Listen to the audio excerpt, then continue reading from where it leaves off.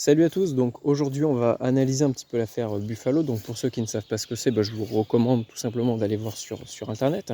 On va analyser cette affaire sur 3 points différents qui pour moi sont très intéressants à étudier et qui vont avoir des répercussions, qui ont déjà des répercussions chez nous, puisqu'on s'est rendu compte que à cause de la mondialisation, aujourd'hui des choses qui se passent dans les États-Unis d'Amérique par exemple, on l'a vu il n'y a pas longtemps avec BLM, on a des répercussions chez nous. Alors, désolé, je suis en train d'ouvrir ma gourde pour boire aussi. Et donc là, l'affaire Buffalo, pour moi, il va forcément y avoir des répercussions chez nous par rapport à cette affaire-là, alors que ça s'est passé à l'autre bout du monde et que ça ne nous concerne absolument pas.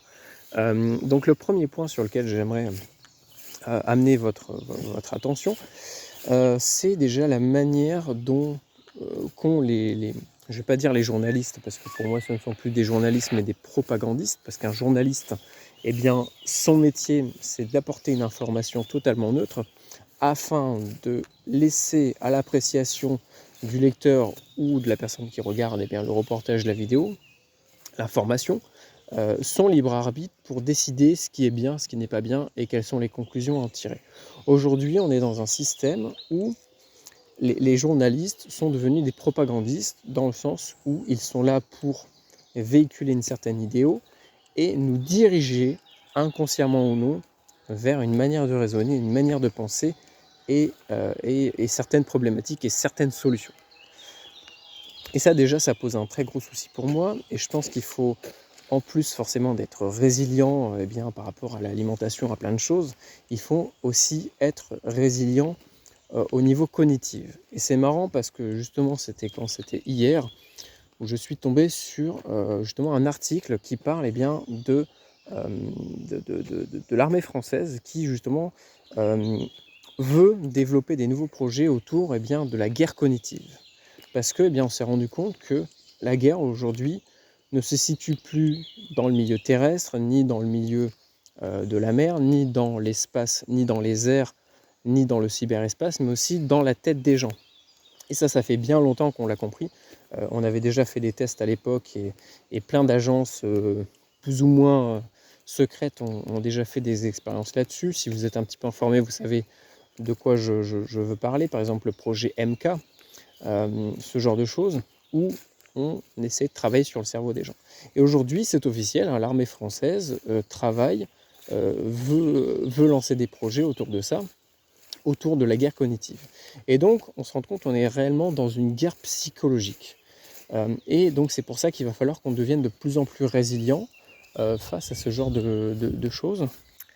Désolé, j'ai croisé une vagabonde que je connaissais dans la forêt avec un petit chien.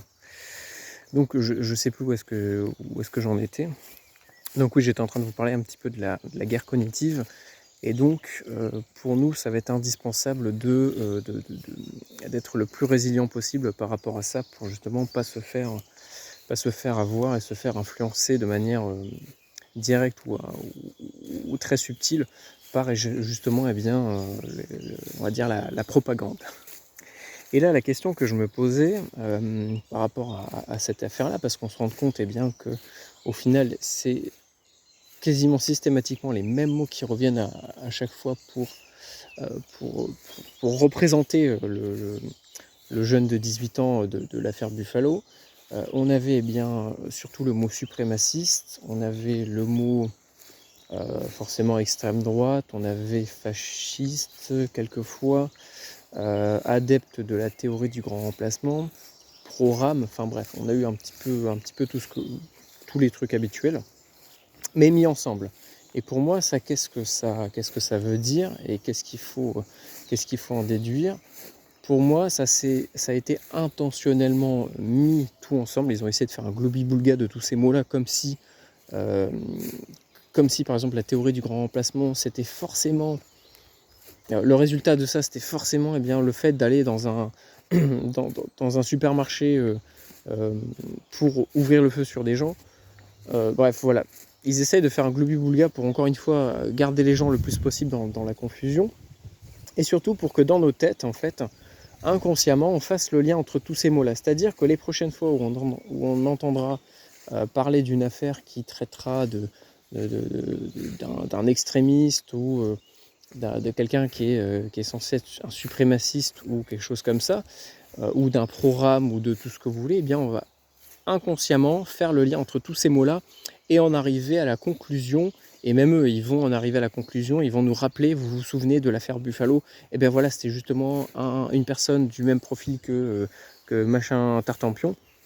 Et donc, dans nos têtes, le résultat, ça sera forcément l'affaire Buffalo. À chaque fois qu'on va entendre parler de ces mots-là, et bien prochainement, vous allez voir qu'on va nous parler de l'affaire Buffalo, comme si c'était forcément le résultat logique de toutes ces idées-là, de tout, voilà, de tous ces trucs.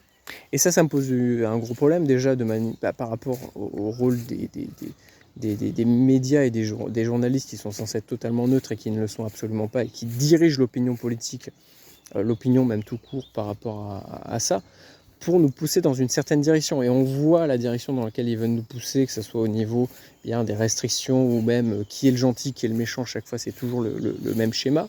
Et la question que je me posais, c'est est-ce que ces mêmes médias, pour une affaire exactement similaire, est-ce qu'ils auraient... Ah, désolé, c'est la radio, elle fait que sonner, là, elle me casse les pieds. Est-ce qu'ils auraient traité, médiatisé la même affaire, hein, exactement la même, ou juste on inverse les deux couleurs, et est-ce qu'ils auraient utilisé exactement les mêmes termes pour citer la personne qui a commis ces atrocités-là? Pour moi, ma réponse, c'est non, parce qu'on se rend compte que on essaye de nous pousser dans une certaine direction de raisonnement et de pensée, de victimisation et de complaisance là-dedans, qui est vraiment, vraiment malsaine. Et si vous aussi, votre réponse, c'est bah oui, c'est tout à fait logique qu'on traite différemment une affaire similaire où les couleurs ont juste été inversées, eh bien en fait, en réalité, c'est vous le problème là-dedans. C'est cette manière-là de raisonner et de se comporter qui fait que, au lieu d'essayer d'apaiser les tensions entre, on va dire, les communautés, certaines communautés, on va les exacerber pour en créer encore plus de confusion et vraiment créer le chaos en fait. Donc ça, c'était le premier point sur lequel je voulais apporter un petit peu votre attention. Le deuxième, c'est le sujet principal tout simplement de l'affaire Buffalo, ce sont les rames à feu. Et donc là, pourquoi est-ce qu'on va parler énormément de rames à feu? Parce que bien, dans l'affaire Buffalo, c'est un jeune de 18 ans de couleur blanche qui est allé dans un quartier de couleur noire dans l'État de New York pour ouvrir le feu sur des gens et commettre des atrocités, puisqu'il n'y a pas d'autre mot.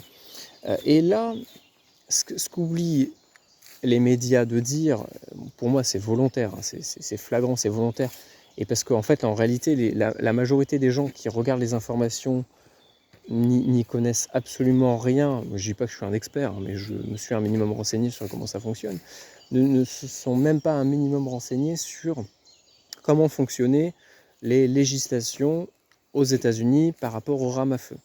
Et donc en fait, ils sont en train de nous faire croire avec cette histoire-là que le problème c'est, et je l'ai entendu plein de fois dans les médias, c'est l'accès trop facile aux rames à feu qui fait que ça amène à ce type de situation. Alors là, c'est complètement mensonger. Hein.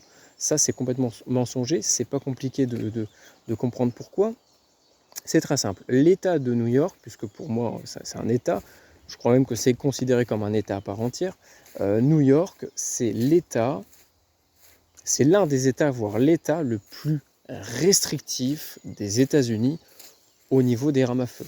C'est-à-dire, c'est pas juste c'est compliqué d'en avoir, il faut faire beaucoup de papiers ou ce genre de choses. Non, non, c'est très très très restrictif à un point où, pour un simple citoyen, qui n'a aucune motivation particulière à en avoir ou même qui en a, pour un simple citoyen, c'est quasiment en fait impossible, via le marché légal, d'acheter, de détenir, voire même de porter une rame à feu légalement.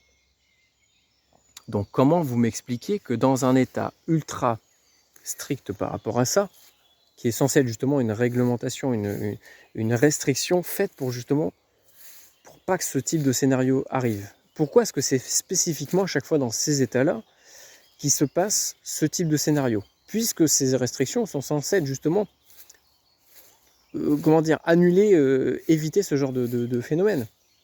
Ça montre à quel point en fait ces restrictions-là en fait sont juste une fausse bonne excuse pour purement et simplement interdire avec des fausses bonnes excuses le fait que des simples citoyens, des simples civils, des honnêtes gens on va dire, puissent acheter des rames à feu, en détenir et emporter pour se protéger eux et protéger les autres. Et qu'on le veuille ou non, et c'est ça que les gens ne comprennent pas, c'est que qu'on le veuille ou non, les rames font partie en fait de l'humanité.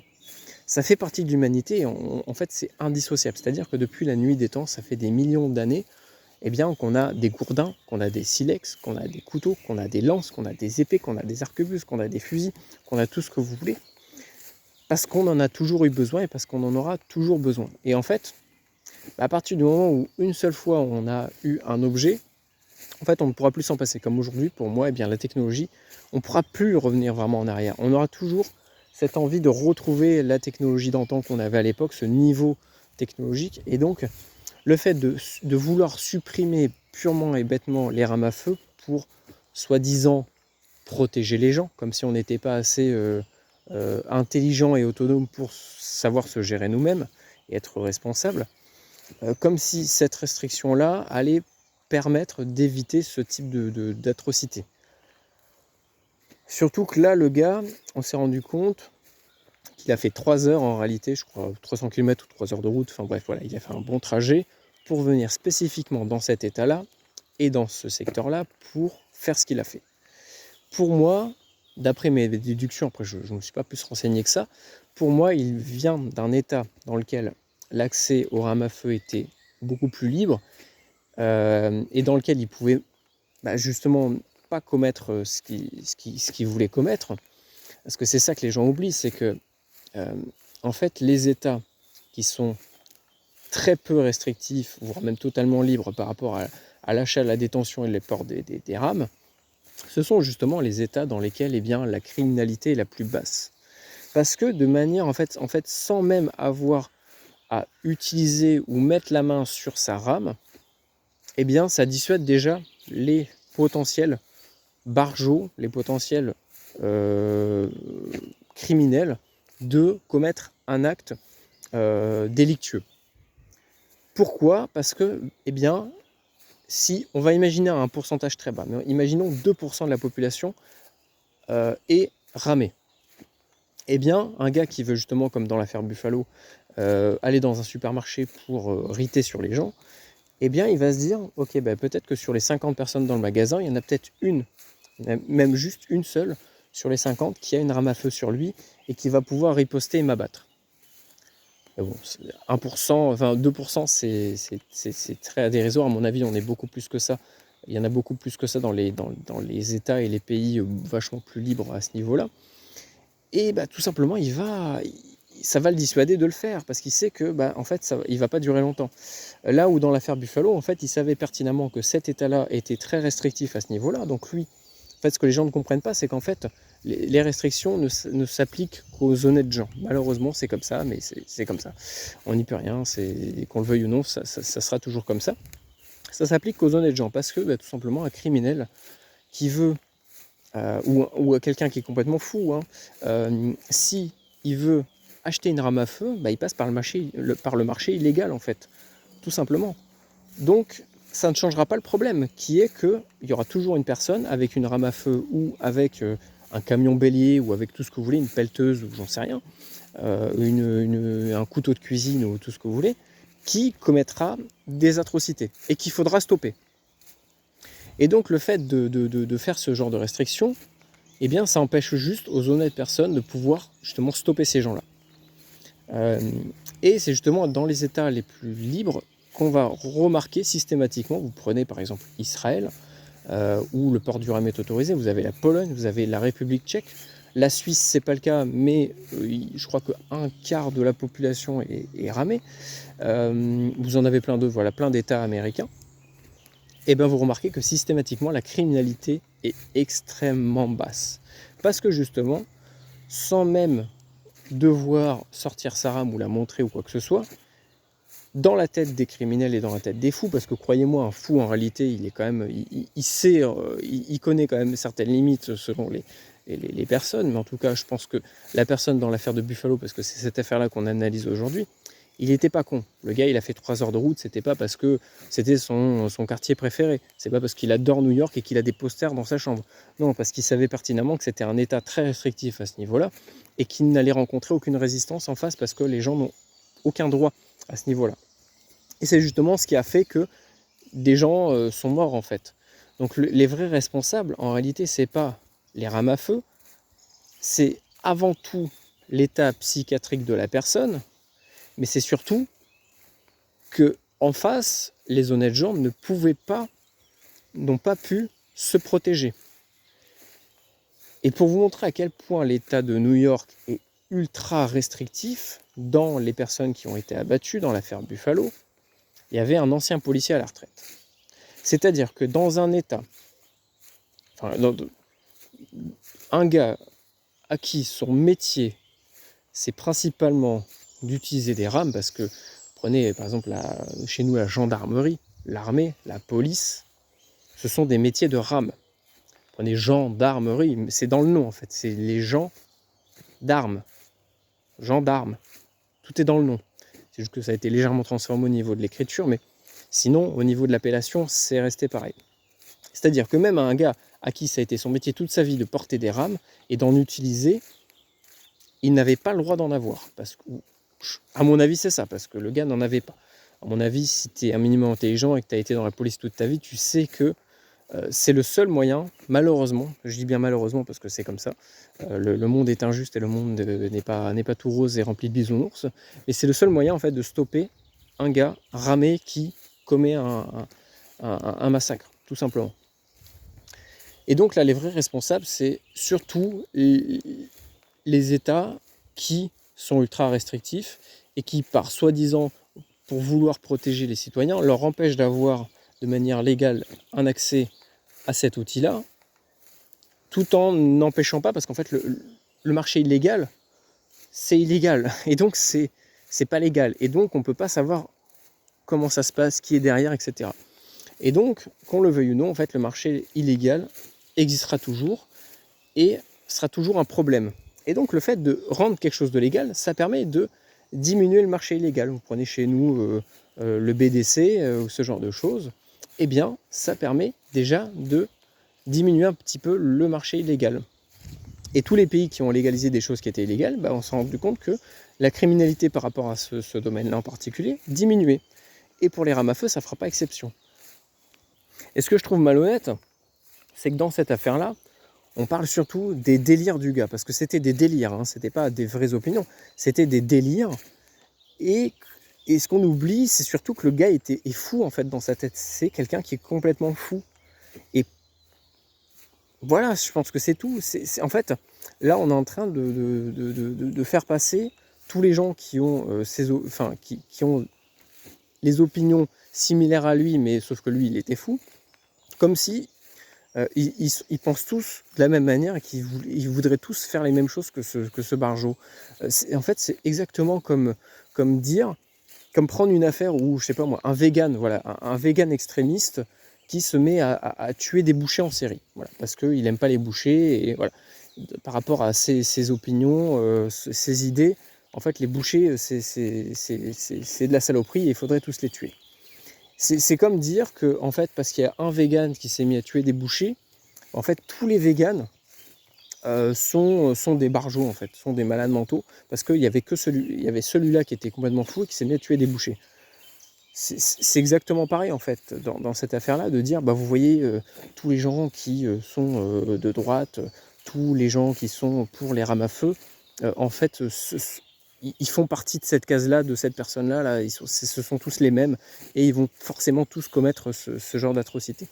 Juste pour vous rappeler, par rapport à l'histoire déjà de l'humanité et de l'Amérique, il n'y a pas de bon, il n'y a pas de mauvais.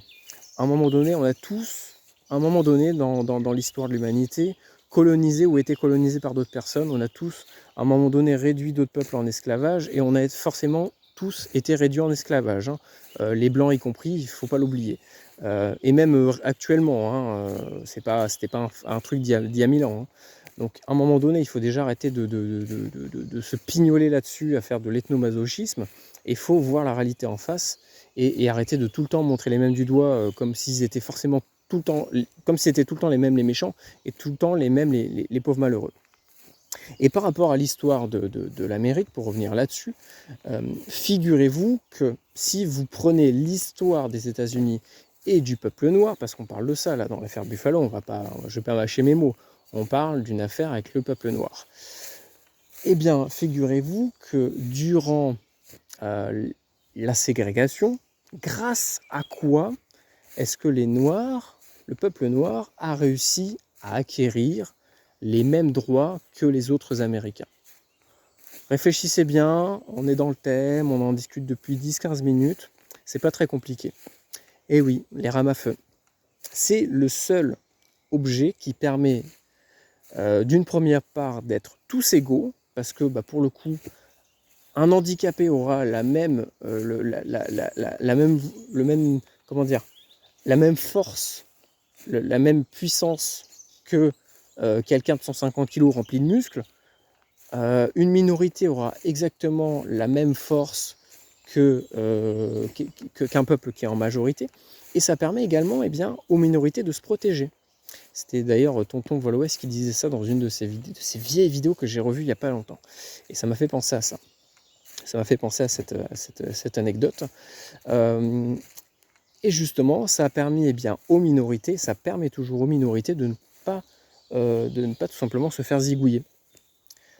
Donc, en plus d'être un symbole de parfaite égalité, pour le coup, c'est aussi un symbole de lutte contre les discriminations et contre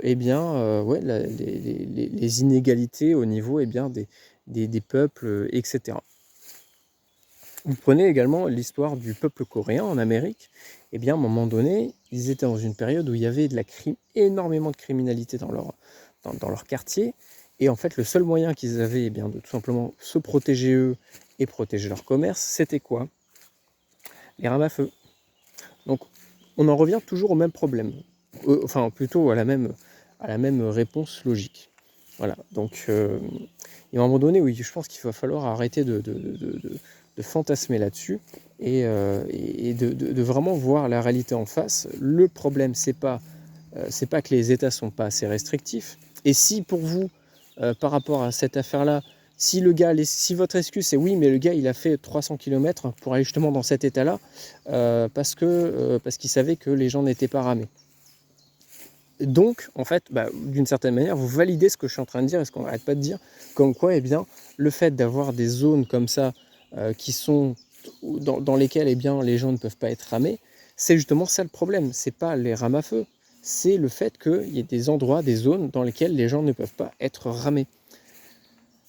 Pour vous donner un exemple tout simple, et ça c'est vrai que les gens souvent l'oublient parce que je pense que vous êtes déconnectés de la réalité et que vous êtes en fait dans vos délires de télé, d'émissions et de conneries. Regardez, là sur moi j'ai un couteau, vous voyez? Un couteau c'est une rame, ok? On est d'accord jusque là, un couteau c'est une rame. Cet objet-là, une rame, quelle qu'elle soit, c'est totalement passif, c'est totalement neutre, c'est inanimé. C'est-à-dire que, regardez, c'est pas compliqué, hop, vous voyez, il est là. Il est là, bon. Est-ce qu'il se passe quelque chose? Est-ce qu'il se dirige vers quelqu'un pour commettre des choses horribles? Non. Parce que c'est inanimé, ce n'est pas vivant, on est d'accord. Par contre, si j'ai de bonnes intentions, bon, le couteau, je vais m'en servir, je sais pas moi, pour ramasser des petites plantes, pour faire ma petite cueillette et pour, je sais pas moi, faire de l'infusion ou j'en sais rien. Ça, c'est la bonne utilisation. Et qu'on me dise. Et en fait, c'est ça qui est drôle, c'est qu'en fait, on a tous des rames. On en utilise tous les jours, mais bizarrement, celle à feu, c'est toujours l'exception, en fait. C'est-à-dire que je vais finir sur mon exemple. Par contre, si moi j'ai une mauvaise intention et que j'ai cet outil-là, en fait, et que je vais me mettre à attaquer, je sais pas, un jogger qui est en train de passer, le souci, c'est pas le couteau. Parce que le couteau, lui, il est inanimé, on est d'accord. S'il est là, bon, il y a un jogger qui passe, il ne va pas attaquer le jogger, on est bien d'accord. C'est un bout de ferraille. Ok, on est d'accord. Le souci, c'est l'usager. C'est l'usager, mais surtout ce qu'il a dans le cerveau, en fait. Ses intentions. En fait, c'est ça qui compte, c'est les intentions. Un objet en ferraille, en bois, en tout ce que vous voulez, même si... en fait, il faudra forcément l'usage de quelqu'un. Et dans l'usage, il y a ce qui rendra en compte, ce qu'il a dans le cerveau. Et en fait, le problème, c'est pas l'outil en lui-même, c'est l'usager. Et en fait, vos arguments, c'est en fait, si on reporte vos arguments par rapport à d'autres affaires, vous prenez l'affaire, ce qui s'est passé à Nice il y a quelques années. Bon, l'affaire, c'est le problème dans cette affaire-là. C'était pas le camion, on est d'accord, c'est pas le camion, c'est la personne qui avait au volant du camion et surtout ce qu'il avait dans le cerveau. Et avec quoi, à votre avis, on l'a arrêté, cette personne-là? Bon, on l'a peut-être arrêté avec des véhicules pour le bloquer, mais on l'a surtout arrêté avec des rames à feu. Parce qu'il y a un moment donné où il faut stopper la personne. Donc en fait, on en revient toujours aux mêmes choses. Et si votre argument c'est oui, mais de toute façon les citoyens ils n'ont pas besoin d'être ramés, parce que y a la police. Oui, mais la police vous l'appelez pourquoi? Parce qu'ils ont des beaux uniformes? Parce qu'ils sont impressionnants? Alors peut-être oui, un peu. Mais c'est surtout parce qu'ils ont des rames à feu et qu'ils peuvent en faire usage. Donc on en revient toujours aux mêmes choses. Mais si vous êtes anti-police, parce qu'il y en a plein, j'en vois les gauchistes là, moi je suis contre la police. Ah, donc t'es pour les milices citoyennes. Ah, mais non, parce que les rames c'est mal. Et parce que un citoyen, il n'a pas à en avoir. Ah, et donc tu fais comment s'il y a un fou qui se promène, ne serait-ce qu'avec un petit couteau comme moi? Le mien, c'est pas une hache le truc, c'est un. Bon, j'avoue, il est un petit peu gros quand même. Mais comment tu fais pour le stopper si t'as pas de rame et que t'as pas de moyens, t'as pas au minimum ce qu'il a? Tu peux pas. Bon voilà. Donc troisième point sur lequel je voulais amener votre attention, c'est une autre partie de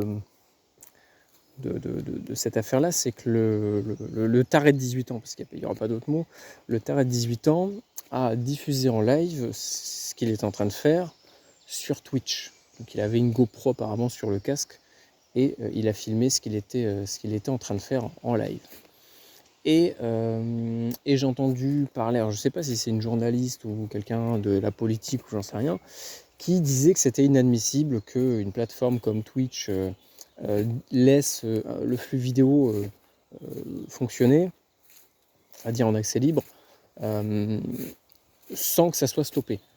Je vous rappelle quand même que Twitch, c'est une plateforme qui a des millions d'utilisateurs en simultané, je pense des dizaines de milliers, voire des centaines de milliers de streamers constamment, et que cette plateforme-là a réussi en 2 minutes à détecter le flux vidéo, à le couper et à supprimer tout le contenu. Mais non, d'après les propagandistes, c'est un problème parce que les gens peuvent voir ce qui s'est passé. Moi, je trouve que c'est très bien parce que justement, il faut que les gens voient ce type d'image, il faut que les gens soient choqués par ce type d'image pour justement retenir des leçons et que ça les fasse avancer, que ça les bouleverse en fait. Il n'y a que comme ça, en étant bouleversé, qu'on avance. Même si on a toujours des séquelles, c'est comme dès qu'on se blesse, c'est comme dès qu'on fait du sport, ça blesse le corps, mais ça le renforce. Donc pour moi, franchement, qu'une plateforme comme Twitch, qui a des millions d'utilisateurs et des dizaines de milliers de flux vidéo en live, ils ont quand même réussi en 2 minutes à tout stopper et à tout faire supprimer. Mais non, d'après les journaleux, c'est un problème parce que les gens ont pu voir ce qui s'est passé, alors qu'il faut que les gens voient ce qui s'est passé et qu'on le veuille ou non, en fait, l'humain est horrible, en fait, l'humanité est horrible, l'humain est con, l'humain est stupide, l'humain est dégueulasse et l'humain est méchant. C'est comme ça. Et c'est un peu aussi... Alors oui, certes, Twitch, c'est pas une plateforme qui est censée être faite pour ça, mais bon, est-ce que c'est moins horrible de voir des animaux écrasés sur la route? Est-ce que c'est moins horrible de voir exactement les mêmes images mais à la télé aux informations de midi, parce que moi j'avais grandi avec ça chez mes grands-parents, je me souviens toute la journée, la guerre d'Irak, machin, avec des gens qui sont en train de crever à la télé. Bon, dès que tu as 8 ans, c'est pas trop joyeux, quoi. Tu préfères Midi les zouzous. Mais bon, voilà, c'est marrant de toujours voir les journaleux d'un seul coup critiquer le fait que ça soit diffusé sur Twitch, mais d'un autre côté qui diffusent des images horribles. Et en fait, eh bien, le troisième point sur lequel je voulais appuyer, c'est que pour eux, le souci, c'est que Internet, pour moi, c'est ça. Subtilement, c'est ce qu'ils veulent dire, c'est qu'Internet n'est pas assez surveillé, et donc il faudrait encore plus fliquer ce type de plateforme. Et on sait très bien vers où ils veulent nous amener. La suppression pure et simple, eh bien, de l'anonymat sur Internet, de la liberté d'expression, de ce genre de choses. Ils veulent purement et simplement contrôler l'Internet mondial. Sauf que ça ne sera pas possible. Il y a des technologies qui existent. Même si elles vont à un moment donné être obsolètes, il y en aura des nouvelles qui vont arriver. Plus, eh bien, d'un côté, le niveau de perfectionnement va monter, et plus de l'autre côté, on va trouver des nouvelles parades avec des nouvelles technologies pour pouvoir se prémunir de ce genre de problème. Mais bon, eux, ce qu'ils veulent, et à travers cette histoire, ce qu'on va avoir, eh bien, ça va être des restrictions encore plus sévères sur les plateformes de diffusion de vidéos, etc. Et ça, c'est un vrai problème par rapport à nous, par rapport au contenu qu'on fait, par rapport au message qu'on essaye de diffuser, le signal qu'on essaie de diffuser qui ne doit pas s'arrêter. Et voilà, là, ça va être un vrai problème par rapport aux plateformes. Et il y a déjà de plus en plus de plateformes qui deviennent de plus en plus strictes, notamment là où on est. Donc c'est pour ça aussi que j'essaie de faire gaffe avec ce que je dis. Mais bon, voilà. Ça va être un vrai problème à l'avenir, et c'est déjà un vrai problème, et il faut aussi qu'on se penche sur la résilience numérique et sur comment est-ce qu'on peut être relativement tranquille par rapport à ce genre de problème. Et voilà, ça c'est également un truc sur lequel ils essaient de nous amener pour progressivement nous faire croire, parce que c'est pas comprendre, c'est croire, que eh bien, le problème dans cette affaire-là, c'est Internet trop libre. C'est pas l'état psychiatrique de la personne, non, ce sont les armes à feu, alors qu'on a très bien vu que ça n'était pas le cas. Et c'est aussi eh bien, le problème de l'extrême droite, alors qu'on a vu que c'était... Alors, certes, peut-être que le gars il a ses idées politiques, mais est-ce qu'un vegan qui attaque des bouchers, est-ce qu'il est représentatif de tous les végans? Ben non, ben voilà, là c'est pareil.